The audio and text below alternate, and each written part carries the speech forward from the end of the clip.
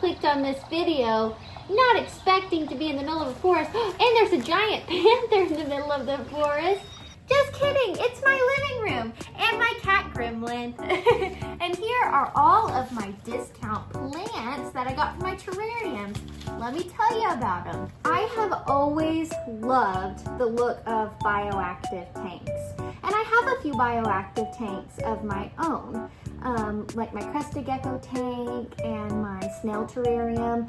But I've tried bioactive with my ball python specifically.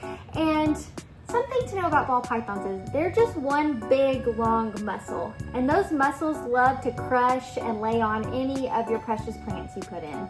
But I've been struggling because I haven't had success with live plants, but I love the bioactive look. Well, then I started looking into fake plants, like at my favorite reptile stores or online, and they are so expensive. Like you may find like a little plant like this, and it'll be marked like $20 or something crazy like that. So I thought, okay, there has to be a better way.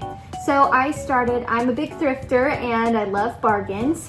So I started looking at Goodwill and at Dollar Tree and just seeing what I could find. So I'm gonna go over a few of the things that I found and where I found them at. The panther is back, just ignore him, he's vicious. The first few things that I found were at Dollar Tree. So I found all of these various pothos at Dollar Tree, and guess how much they were? $1. Isn't that awesome? So I think that these would be great clutter. I'm going to try to put them on the background. I'll show you how I do that.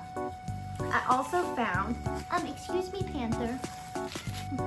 I also found these two little plants, which I think would be a really nice addition. Also, what I like about all of the plants I found at Dollar Tree is they are like cloth. So there's no sharp edges or anything for my reptiles to potentially cut themselves. Not as much of a worry with my ball python, but if I do add things to my leopard gecko, he can be kind of sensitive. These are some greenery that I found at a garage sale. I think I paid 25 cents for them, which is awesome. I think they kind of look like eucalyptus-y. I don't know, they're cool. Now, anything that I find like this, I always disinfect with Reptile Safe disinfectant, just in case there's any germs or anything that could be harmful. But yeah, that's where I found these. And Grim thinks they're fun too. These two things were plants that I found at Goodwill. I think I paid $3 for this one and maybe $4 for this one.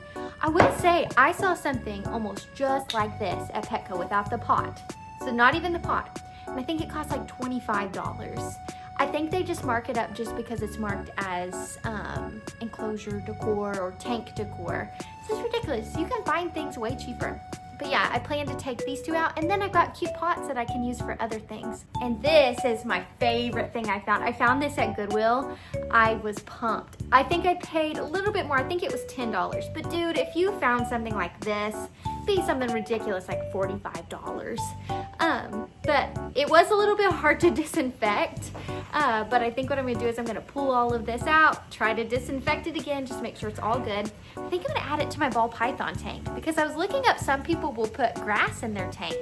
And I think that he would actually really enjoy going through it. And it's pretty soft. It's kind of hard to tell in the video, but it's plastic, but it's not hard plastic.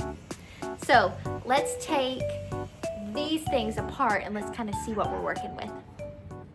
Okay, we're gonna start with this greenery that is in the pots, and we're gonna pull it out, make sure it's nice and clean, and then we are going to hot glue it to river rocks. That way I can take it out if I want to, but also it's heavy and weighed down, and my big ball of muscle won't just plop and knock it over. So let's pull out this one first. Oh, that was easy. Okay, nice. That'll be a pretty easy base to work with. Let's pull, we got that one.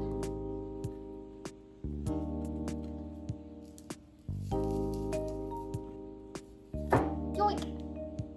Nice. I know it seems silly, but like honestly, oh, the base just pops right off, which is kind of what I want because then I can just glue it like that. All right, so I have my Reptile Safe spray here. I just put it in a cute bottle. There's no reason why I changed it, but I can't remember the brand name, but I'll put it here because I'm sure I'll remember after I start editing. So we're just gonna spritz it. I'm just gonna dry it really good. Okay, so I'm gonna put a little bit of hot glue on this rock. A bit of hot glue on this rock. And then I'm going to put this on. There, nice, we'll let it dry.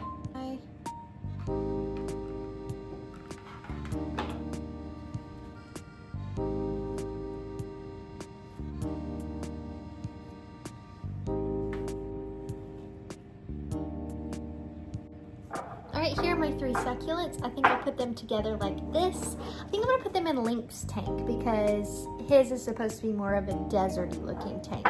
So we'll do that.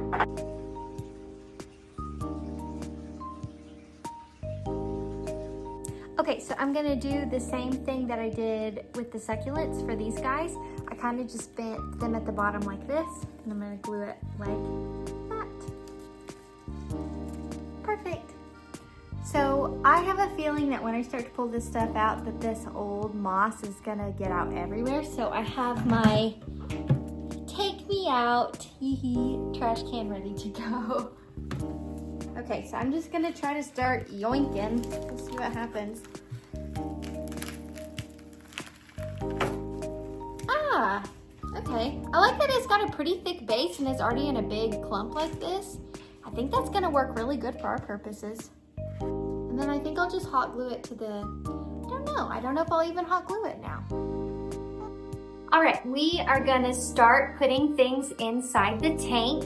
I'm gonna start with this in Jareth's tank. I'm gonna line it across the back of the tank. And I'm gonna use some of these leaf clips. So I use this for my real pothos, but I think it'll work great for this. I think that way it'll be hard for him to knock over. So let's do that. Okay, so I got everything cleaned out of his tank. Please excuse the little pieces of shed. I'm still working on that. Except for the sacred tree. I got this tree for Jareth when he was a baby, and it is his favorite thing in the whole world, so it stays. Jareth is not happy about me messing with this tank while he's trying to sleep. We're gonna try to hurry, Bubba, okay? Real quick, I have to brag on Jareth. Look at what a nice shed that is. It's like all in one piece. Way to go, man. Okay, so I just kind of weaved these just all over the place. I just wanted it to be kind of a big tangle of vines, and they're on there pretty loose, so he can weave through there if he wants. So hopefully he'll think that's really fun. Now it's time for the grass. Excuse my hair, it's toasty in here. A reptile room? Toasty? What? All right, so I put the grass behind this DIY hide I made a while ago. Don't judge it, okay? It looked really cute at the time, but as you can see, it has been well loved by a really nice danger noodle, okay? But this hide, which I wish I would have made a video about it at the time, I got at a garage sale. It's just a plain black hide. And then I just hot glued some moss on top.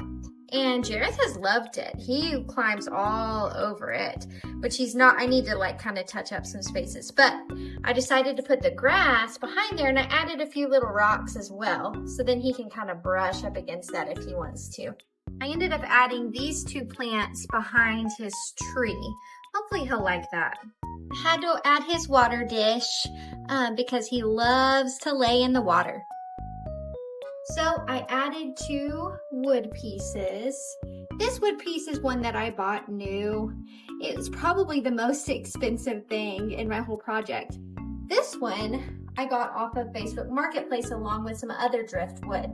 So what I did with this one, since other reptiles had used it, I guess, I boiled it to make sure that there was no parasites or anything dangerous inside. And finally, I added 1 more little piece of ivy that I wound through because from my research, it seems like ball pythons really like clutter and things to explore. So who knew? So something that I have been learning that really surprised me is the fact that reptiles need clutter. Because in my mind, whenever I think it through, I'm like, well, I don't want it to be too crowded where they feel like they can't move around. But it does make sense that they need lots of things to be enriched with. And if you think about a lot of their habitats in the wild, they probably are in a lot of very foresty areas. So they probably like to have a lot of things to climb through.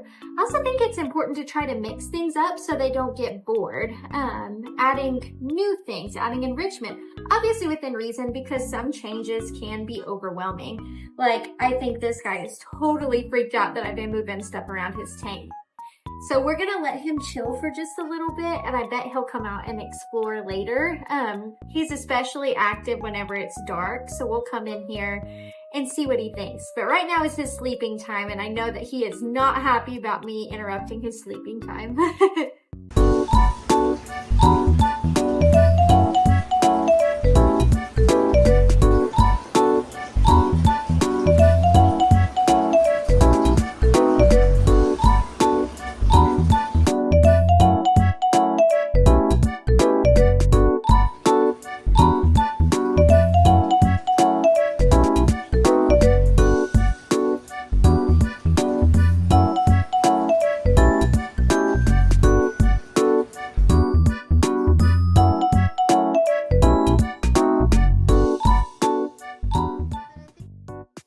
Alright, so it's been about a week since I redid my ball python's tank, and today I decided to add some clutter to my leopard gecko's tank. I went to a garage sale in that time and I found some really awesome plants. So I found these viney plants for 25 cents for all of them. And then I found this pothos looking plant for 50 cents. So I was super excited about that. This is just the beginning of a renovation process for my leopard gecko Flicks tank. I plan to change his reptile bark to coconut fiber, and Sam plans to build him a background a lot like Nick's background right here. But this is a start for sure because I want him to have lots of enriching things to do. I also added some of the viney plants to Jared's tank too, and he has really liked that as well. But yeah, thank you so much for watching. If you enjoyed this video, please like and subscribe. I hope to make more videos like this in the future. Thanks. Say bye, Link. We say bye?